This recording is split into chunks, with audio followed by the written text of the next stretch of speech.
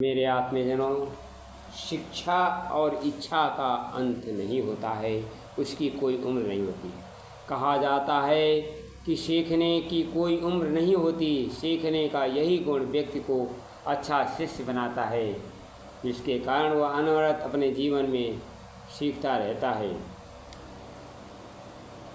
गोस्वामी तुलसीदास भगवान राम के विद्याधन प्रसंग में इस प्रकार कहते हैं, जाकी सहज श्वास श्रुति चारी, सो हरि पढ़ यह कौतुक भारी।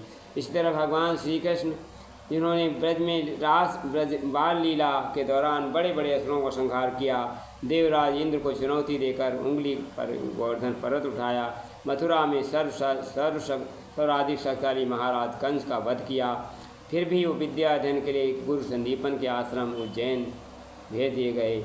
यही हमारे देश का चिंतन अद्वितीय सौंदर्य है कि जो आरोही ईश्वर में ये कहता है, बड़प्पन चाहे आयु या स्थिति को सीखना सदैव परिणम है, वर्ण करने योग्य है। सदैव सीखते रहने का मंत्र हमारे चिंतन में उस सूत्र को प्रेरित करता है, चरय वेति चरय वेत, रुकना नहीं बल्कि चलते रहना है।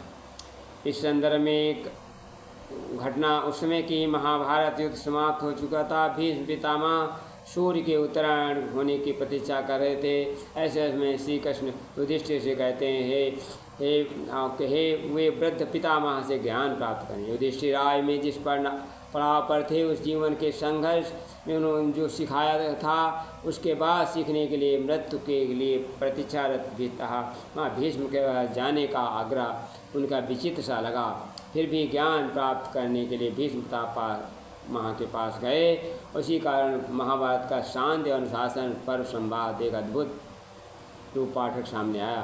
निरंतर सीखते रहने की कला व्यक्ति को जीवन निश्चित रूप से आगे बढ़ती है। सीखने का क्रम अपनाए रखना केवल शिष्यवृत्ति का द्योतक नहीं, बल्कि उत्कर्ष में पहुंचकर सिद्ध के क्षण में अहंकार का पास न देना कवच है।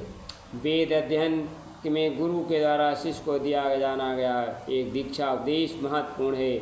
एक तरह से उपदेश समस्त विषयों का सार है। स्वाध्याय प्रमदितम प्रवेदितव्यम, यह उपदेश गुरु इसलिए कहा गया है। हजारों वर्ष पूर्व हमारे ऋषि मुनि जानते थे, जो सीखा गया उसे एक निरंतरता सार्थकता दी जा सकती है।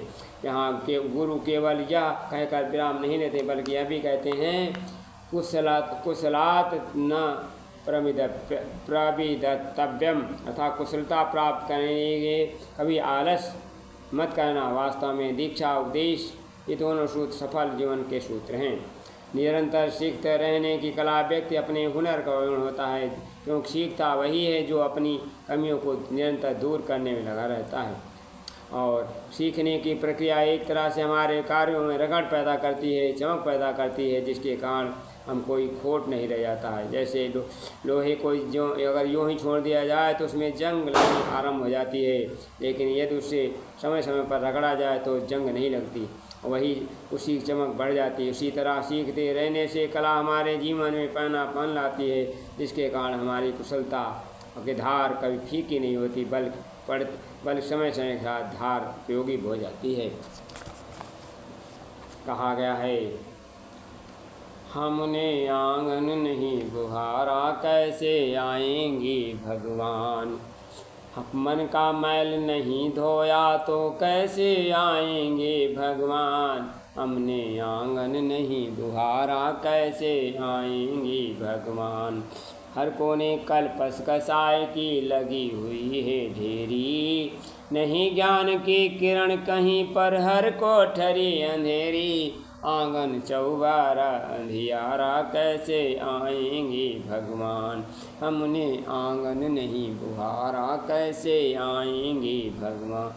हृदय हमारा पिघल न पाया, जब देखा दुखियारा। किसी पंथ भूले ने हमसे पाया नहीं सहारा। सूखी है करुणा की धारा, कैसे आएंगे भगवान। हमने आंगन नहीं बुहारा, कैसे आएंगे भगवान। धन्यवाद। हमें सीखने की कला निरंतर जारी रखना।